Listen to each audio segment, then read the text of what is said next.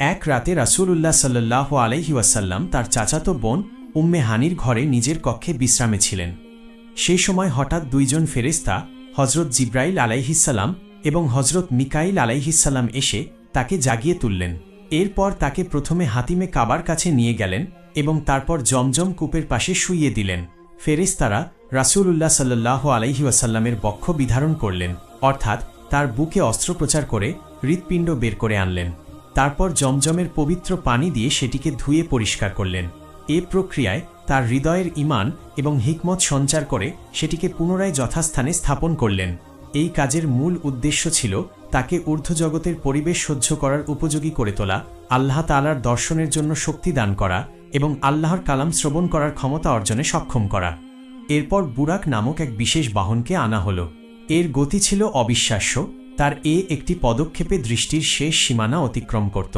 অতঃপর জিব্রাইল আলাইহিসসালাম বললেন, হে বুরাক, তুমি কি জানো আজ তোমার পিঠে কে আরোহণ করছেন?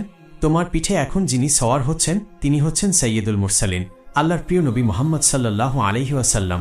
তার চেয়ে সম্মানিত কোনো বান্দা তোমার পিঠে আগে কখনো সওয়ার হননি। জিব্রাইল আলাইহিসসালামের এই কথা শুনে বুরাক লজ্জায় অবনত হয়ে পড়ল এবং তার শরীর ঘামে ভিজে গেল। অতঃপর নবী করিম সাল্লাল্লাহু আলাইহি ওয়াসাল্লাম বুরাকে আরোহণ করে বাইতুল মাকদিসের উদ্দেশ্যে যাত্রা শুরু করলেন। তার সাথে ছিলেন হযরত জিব্রাইল আলাইহিসসালাম এবং হযরত মিকাইল আলাইহিসসালাম। যাত্রাপথে রাসূল সাল্লাল্লাহু আলাইহি ওয়াসাল্লাম একটি বৃদ্ধার পাশ দিয়ে অতিক্রম করছিলেন। সেই বৃদ্ধা তাকে ডাক দিল।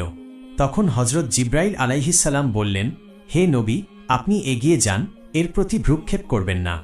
আরও কিছুক্ষণ পর একটি বৃদ্ধ পুরুষের সাথে দেখা হল, যিনি রাসূল সাল্লাল্লাহু আলাইহি ওয়াসাল্লামকে আহ্বান জানালেন।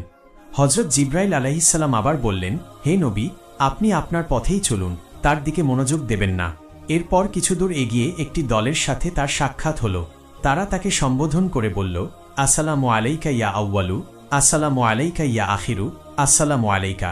তখন জিব্রাইল আলাইহিসসালাম বললেন, আপনি এদের সালামের জবাব দিন। রাসূল সাল্লাল্লাহু আলাইহি ওয়াসাল্লাম তাদের সালামের জবাব দিলেন।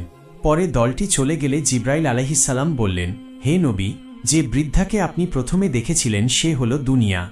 এই বৃদ্ধা যেমন বার্ধক্যের শেষ প্রান্তে পৌঁছে গেছে, তেমনি দুনিয়ার সময় শেষের দিকে এর আয়ু খুবই অল্প। যে বৃদ্ধ পুরুষকে আপনি দেখেছিলেন সে হল অভিশপ্ত শয়তান। তাদের উভয়ের উদ্দেশ্য ছিল আপনাকে তাদের প্রতি আকৃষ্ট করা। এরপর তিনি ব্যাখ্যা করলেন, তৃতীয়বার যে দলের সাথে আপনার সাক্ষাৎ হয়েছে এবং যারা আপনাকে সালাম দিয়েছেন তারা ছিলেন হযরত ইব্রাহিম আলাইহিসসালাম, হযরত মুসা আলাইহিসসালাম এবং হযরত ঈসা আলাইহিসসালাম। এরপর রাসূলুল্লাহ সাল্লাল্লাহু আলাইহি ওয়াসাল্লাম পুনরায় যাত্রা